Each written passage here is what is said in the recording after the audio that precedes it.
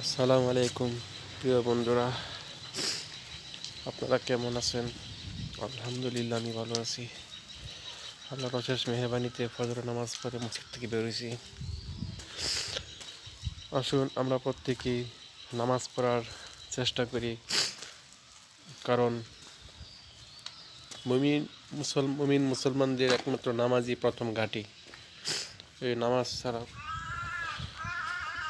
আল্লাহর রহমত পাওয়া যাবে না।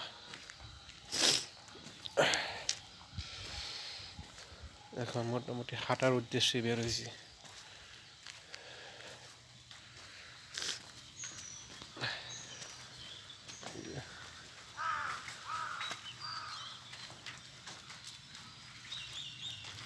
রাস্তা একটু ঘুরিয়ে ঘুরিয়ে দেখাচ্ছি, দেখুন আপনারা।